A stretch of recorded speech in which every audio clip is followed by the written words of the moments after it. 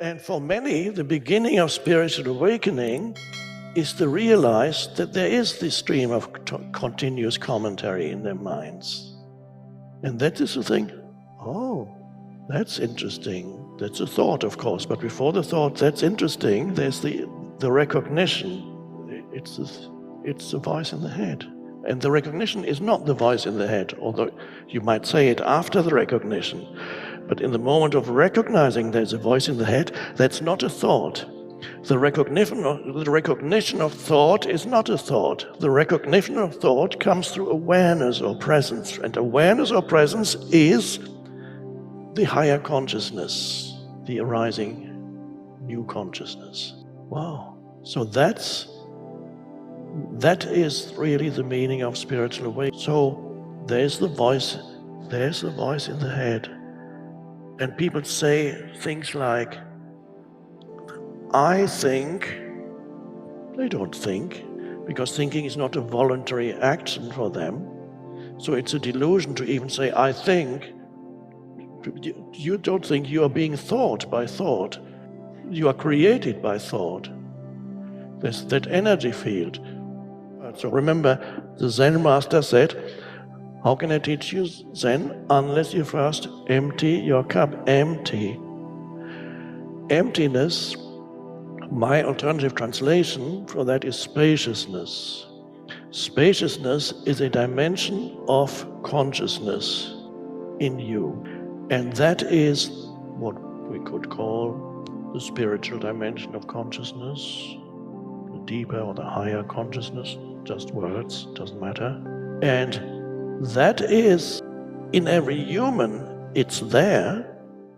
Many don't know that it's there because the clutter is so dense that they have no realization of the underlying spaciousness.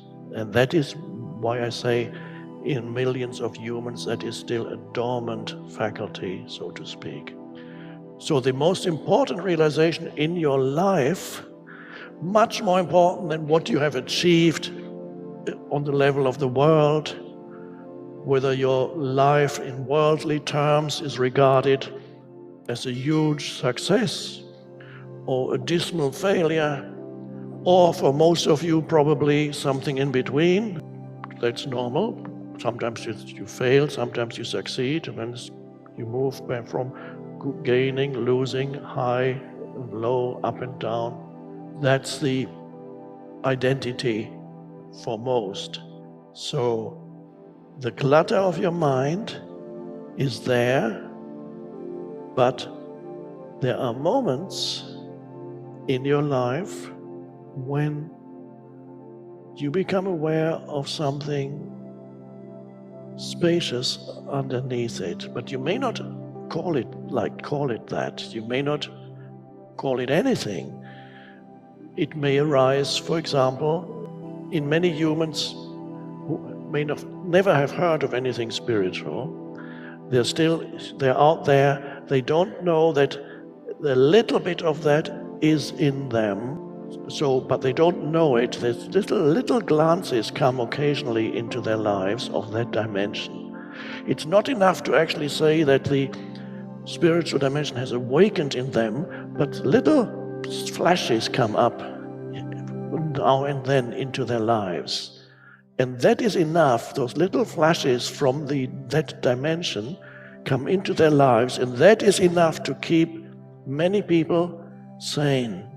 And those flashes can come when you might think, when you go out into nature and you see something extraordinarily beautiful like a sunset, for a moment you go, ah, or the vastness of the ocean, or the sky, or the elements, the wind, the storm, and for a moment you go, oh. And it's a moment of intense aliveness, and you feel, and then you may remember that moment a little later, think that was such a beautiful moment.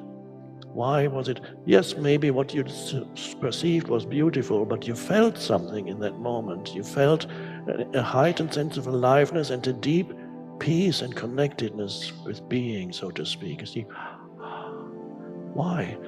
Because that moment of sense perception of something vast or beautiful freed you for a moment from the incessant stream of thinking.